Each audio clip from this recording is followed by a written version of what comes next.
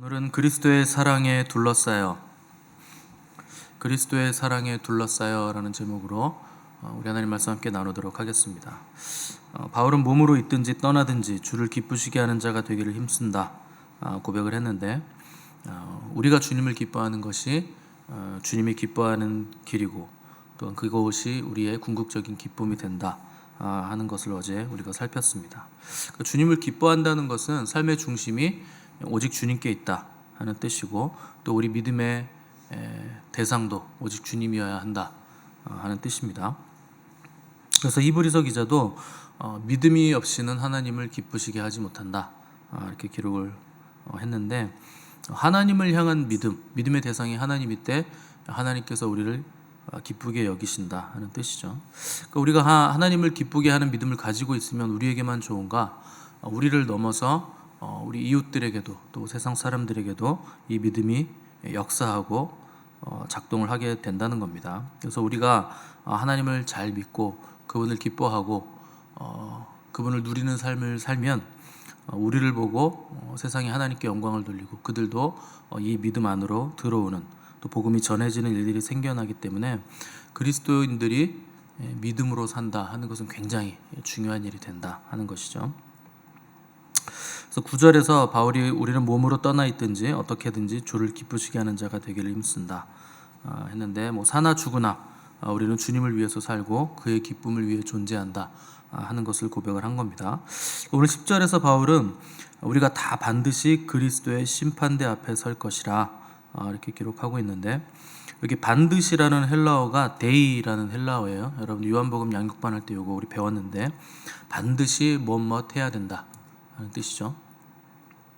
그래서 주님이 니고데모에게 너 반드시 거듭나야 된다 할 때도 이 데이라는 단어가 쓰였고, 또 주님이 반드시 사마리아를 통과해야겠는지라 하실 때도 데이라는 단어가 쓰였고, 또 인자가 반드시 3일 만에 무덤에서 살아나야 하리라 할 때도 데이라는 단어가 쓰였습니다. 그러니까 이 데이라는 단어, 영어로 하면 must죠.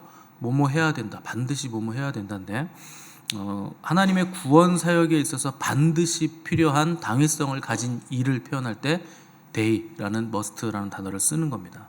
그러니까 우리 구원에 있어서 반드시 거쳐가야 하는 게 뭐냐면, 오늘 바울이 말하는 건 그리스도의 심판대 앞에 서는 것은 반드시 있어야 되는 일이다. 반드시 심판을 거쳐가야 구원에 이를 수 있다 하는 것이죠. 그래서 바울은 로마서 14장 10절에서도 우리가 다 하나님의 심판대 앞에 서리라 이렇게 기록을 했습니다.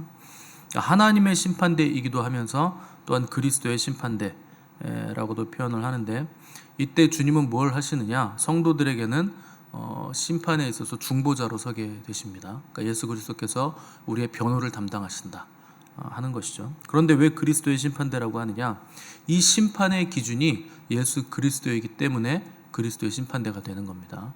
예수 그리스도를 믿으면 예수 그리스도께서 변호사가 되어주시는 것이고, 믿지 않으면 검사가 되는 것이죠.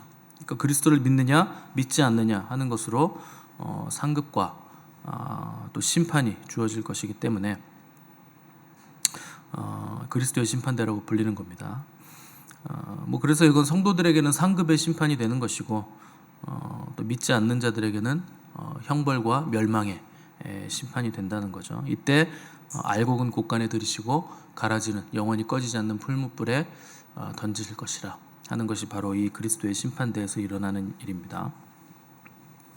11절을 보시면 우리는 주의 두려우심을 알므로 사람들을 권면하거니와 우리가 하나님 앞에 알려졌으니 또 너희의 양심에도 알려지기를 바라노라 이렇게 말씀하고 있는데, 이 심판이 굉장히 엄위하고 두려운 심판이라 하는 것을 알고 있다는 겁니다, 바울은.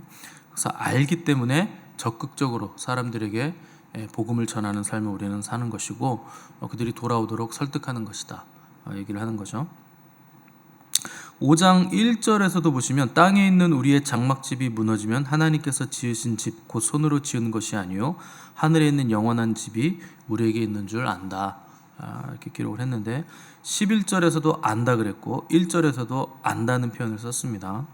그러니까 알기 때문에 전한다, 알기 때문에 낙심하지 않는다, 알기 때문에 소망이 있다 하는 것이죠. 그래서 하나님이 계시는 것 알고, 또 그분이 우리의 구원자 되시는 것도 알고, 그분만이 우리의 창조자 되심도 알고 또 죄의 삭시 사망이라는 것을 알기 때문에 이 죄와 사망에서 구원받을 방법은 하나님이 보내신 자 예수 그리스도 그분밖에 없다는 걸 알기 때문에 바울은 복음을 힘써 전하는 삶을 살고 있다 하는 겁니다.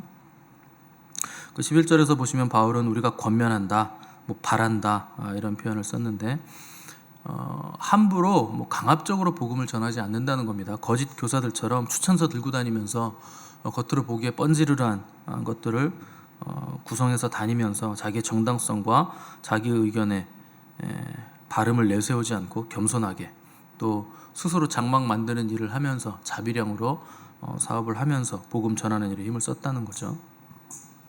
사실 바울 정도 되면 일 안 해도 됩니다. 수많은 교회들을 세운 사람이고 또 이방인의 사도이기 때문에 얼마든지 성도들의 도움 받아서 사역할 수 있죠. 근데 바울은 자기가 복음을 전하는 동기가 진실했기 때문에 헌신하면서 또 일하면서 복음을 전하는 것이 유익하다고 생각을 했던 겁니다. 그래서 12절 보시면 우리는 우리 스스로를 내세우지 않으니 너희 스스로가 거짓 교사들과 우리를 한번 어떻게 다른지 비교해봐라. 바울이 이렇게 자신 있게 도전을 했다는 거죠. 그러니까 하나님과 사람 앞에서 나는 거리낄 게 없다, 떳떳하다 하는 겁니다. 그래서 13절 보시면 우리가 만일 미쳤어도 하나님을 위한 것이요 정신이 온전하여도 너희를 위한 것이다. 그러니까 이게 바울이 계속 이런 표현을 쓰고 있죠. 이게 5장에서 우리는 사나 죽으나 몸에 있으나 몸을 떠날 때나 정신이 온전하나 온전하지 못하나 우리는 주님을 위하고 너희를 위한다. 모든 상황에서 오직 하나님과 복음과 교회와 성도들을 위해서 우리는 존재할 뿐이라 하는 겁니다. 그만큼 바울은 자기의 삶을 내려놓고 온전히 복음을 전하는 사역에 힘을 쏟았다는 거죠. 근데 그렇게 살아서 바울이 어떤 형통함을 누렸거나 또 하나님이 바울의 삶에 어떤 축복, 우리가 보기에 우리가 생각하기에 느껴지는 축복을 주셨는가? 그러니까 본다면 전혀 그렇지 않습니다. 그러니까 사실 바울의 삶은 복음을 전하고 잘 믿으면 하나님이 인생 책임져 주시는구나 할 만한 모습이 하나도 없어요. 늘상 죽을 고비를 넘겨야 됐고 배 타고 가다가 풍랑 만나서 선에 들어가야 되고 또 도망 다녀야 되고 광주리 타고 창문으로 내려가지고 도망 다니기도 하고 거의 죽기 직전까지 매를 맞고 돌에 맞을 위험이 있고 그러니까 굉장한 핍박과 환난이 늘상 바울의 삶을 따라다녔다는 거죠. 그러니까 우리가 생각하는 거하고 바울의 삶은 굉장히 다릅니다. 그래서 우리가 신앙생활을 할 때 또 전도를 할 때 또 믿음에 관한 것들을 생각하고 얘기할 때 이 부분을 굉장히 조심해야 됩니다. 그러니까 주님을 믿으면 세상적으로 형통하는가 생각해 본다면 전혀 아니라는 거예요. 그래서 우리가 복음을 전할 때도 예수님 믿으면 잘 살게 돼요, 행복해져요, 기쁜 일만 있어요. 여러분들이 믿어보니까 그렇던가요? 전혀 아닙니다. 그런 거 면제 안 돼요. 고통이 면제 안 되고 환난이 면제 안 되고 힘든 일이 많습니다. 다만 고통과 환난과 힘든 일을 대하는 우리의 생각과 자세가 바뀔 뿐이죠. 그리고 그 어렵고 힘든 일들이 우리에게 그냥 어렵고 힘든 일이 되는 것이 아니고 그 일들을 통해서 하나님께서 우리 안에서 무언가를 만들어 가신다, 무언가를 행하신다 하는 것에 대한 깨달음이 있을 뿐이죠. 그래서 이 부분을 굉장히 조심히 봐야 된다는 거죠. 근데 우리는 잘 믿으면 하나님이 잘 되게 해줄 거라고 늘상 생각합니다. 그래서 주님을 믿으면 형통할 것이고 머리가 될지언정 꼬리가 되지 않고 꾸이지 않고 꾸어주는 사람이 되고 들어가도 복을 받고 나가도 복을 받고 이런 것을 기대하는 경우가 많은데 당연히 하나님은 우리가 복 받기를 원하고 우리에게 복 주시기를 원하고 형통하기를 원하시고 부유하게 살기를 원하십니다. 맞는 겁니다. 그런데 하나님을 우리가 믿을 때 그런 것을 위해서 믿는 것은 안 된다는 거예요. 그걸 원하시는 건 맞지만 복을 받기를 원하시고 형통하기를 원하시고 잘 되는 거 원하시는 건 맞지만 그것이 우리의 목적이 되고 목표가 되어서 하나님을 믿는 것은 안 된다는 겁니다. 그렇게 잘 살기 위해서 믿고 성공하기 위해서 믿고 형통하고 부자 되기 위해서 믿으면 그렇게 안 됐을 땐 하나님을 떠날 거 아닙니까? 그러면 망한다는 거죠. 그래서 마태복음 보시면 다 시집가고 장가가고 소를 돌보고 또 사업하느라고 천국 잔치가 열렸는데 오지 않더라. 그리고 하나님을 믿은 게 시집가기 위해서 믿고 장가가기 위해서 믿고 소 돌보기 위해서 소를 사기 위해서 뭐 사업하기 위해서 믿었기 때문에 그 잔치에 가지 않았다 하는 거 몇 번 말씀드렸죠. 그러니까 하나님을 믿는 이유는 다른 어떤 것에 있는 게 아닙니다. 그분이 유일하신 하나님이시기 때문에 또 우리의 창조주이시기 때문에 또 그분만이 유일한 우리의 구원자 되시고 소망이시기 때문에 그래서 믿는 거지 다른 것에 궁극적인 우리의 목적이 가 있으면 안 된다는 거죠. 근데 이렇게 되기 위해서 믿고 저렇게 되기 위해서 믿고 그렇게 믿으면 그 믿음은 하나님을 기쁘시게 하는 믿음이 될 수 없다.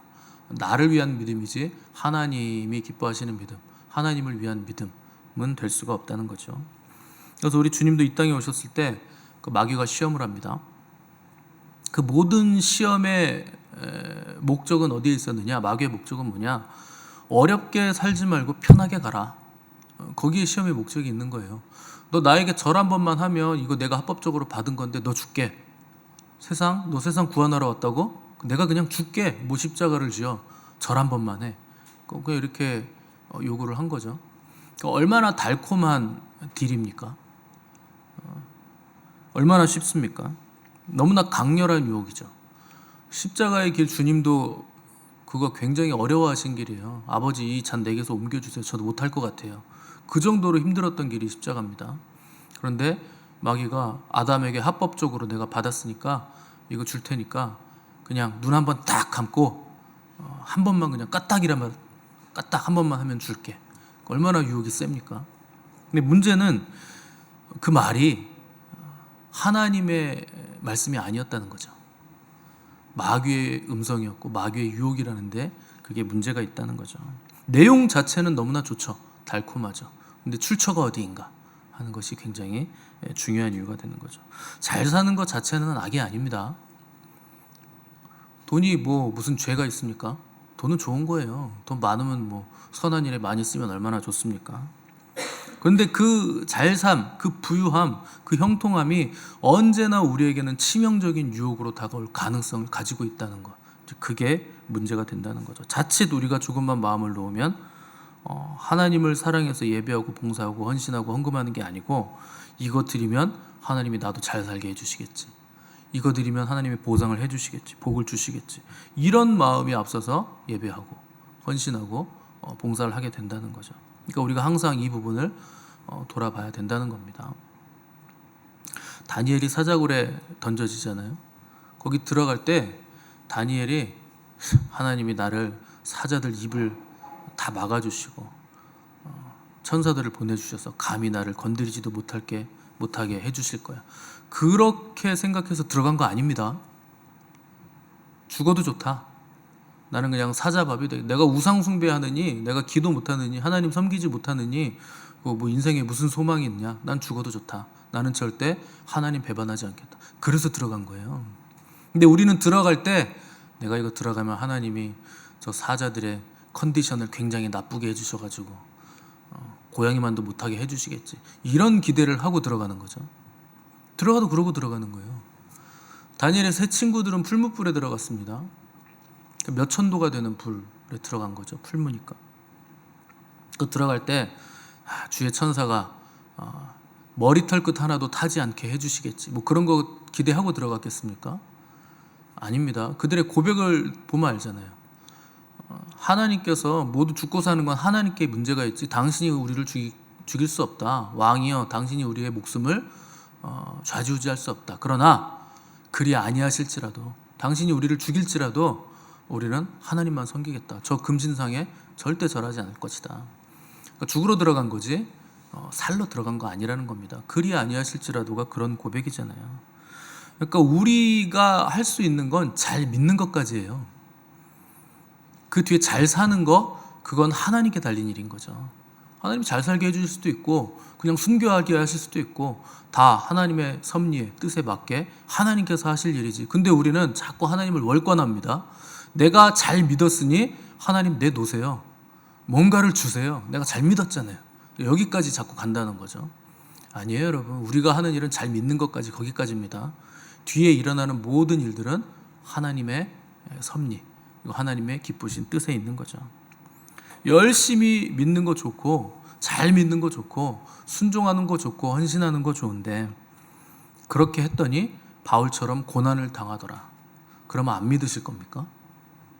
삶이 어렵더라. 그럼 뭐 하나님을 떠나실 거예요? 그럼 뭐 누구에게 갑니까? 알라신에게 갈 거예요? 뭐 부처에게 갈 거예요? 부처는 사람인데 거길 왜 갑니까? 그 지옥 아랫목에 있는데. 그러니까 잘 믿는 것까지만 생각을 하셔야 된다는 거예요. 그 뒤에 잘 되는 거, 그건 하나님께 속한 일입니다. 그럼에도 불구하고 우리가 하나님을 잘 믿고 그분에게 소망을 두는 이유는 그분이 사랑이시기 때문에 그래요. 그분이 선하시기 때문에 우리에게 가장 좋은 것 주신다는 것, 바울은 그걸 안다는 거예요. 알기 때문에 나는 이렇게 산다. 알기 때문에 나는 너희들에게 복음을 전한다.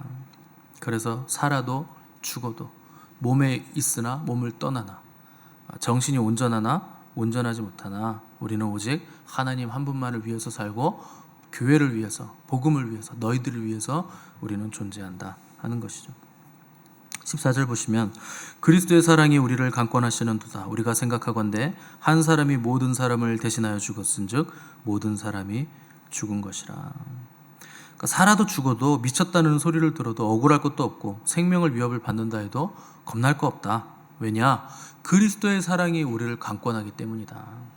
여기 강권한다는 헬라어가 슈네코인데 에워싸서 밀고 간다, 끌고 간다라는 뜻입니다. 그러니까 예수 그리스도의 사랑이 나를 완전히 에워싸서 아무것 보이지도 않고 나는 그 사랑만 보인다. 그리고 그 사랑이 나를 어떠한 자리까지라도 끌고 가셔서 넉넉히 이기게 만들어주시는 놀라운 능력의 사랑이라. 그 사랑에 에워싸이고 포위되어 나는 영광으로 지금 끌려가고 있다 하는 사도 바울의 고백이 14절의 고백이죠. 저는 목회자이기 때문에 늘상 하루 종일 하는 게 뭐겠습니까? 예배드리는 거, 경배하는 거, 그리고 하루 종일 말씀 준비하는 거, 이거밖에 없어요. 아니면 우리 사모님이랑 노는 거, 그거밖에 없죠.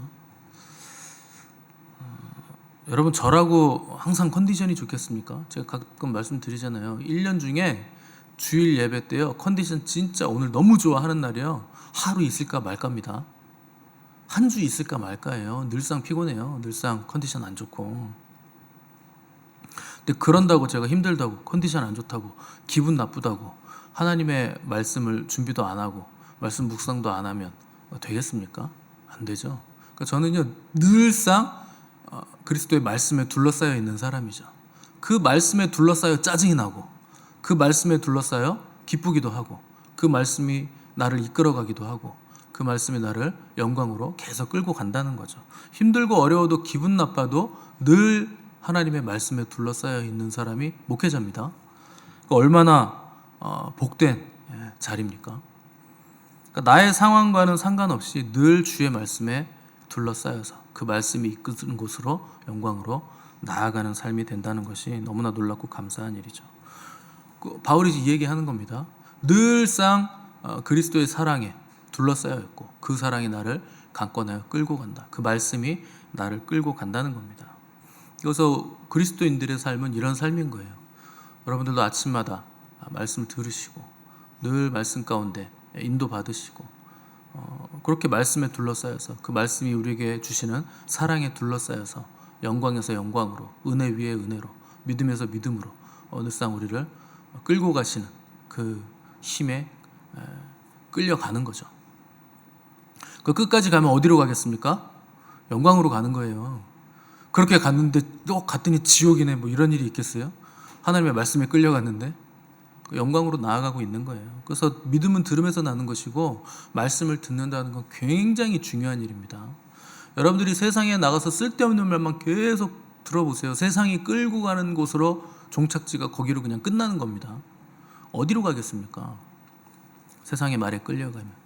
그래서 하루를 시작할 때 하나님의 말씀 듣는 거 굉장히 중요하고 우리가 그 말씀에 끌려가는 일이라는 거죠. 그래서 그리스도의 사랑에 둘러싸여서 그 사랑이 우리를 몰고 끌고 강권해서 하나님의 영광, 하나님의 의를 이루는 자리까지 우리를 끌고 가시는 겁니다. 그게요, 우리의 힘이 아니라 하나님의 강권하시는 사랑의 힘이라는 거예요. 우리가 하나님의 사랑 안에 있으면 강제로 우리를 그 영광으로 끌고 간다는 겁니다. 이 강한 끌림을 느끼지 못한다. 이걸 느끼지 못하고 있으면 우리가 나를 위해서 살고 있을 확률이 굉장히 높습니다. 하나님의 의를 위해서 사는 게 아니고 나를 위해서 살고, 하나님을 잘 믿기 위해서 신앙생활을 하는 게 아니고 잘 사는 삶을 위해서, 잘 되는 삶을 위해서 신앙생활을 하고 있을 확률이 굉장히 높다는 거죠. 여러분, 잘 살기 위해서 믿으시면 안 됩니다. 잘 믿기 위해서 믿으셔야 돼요.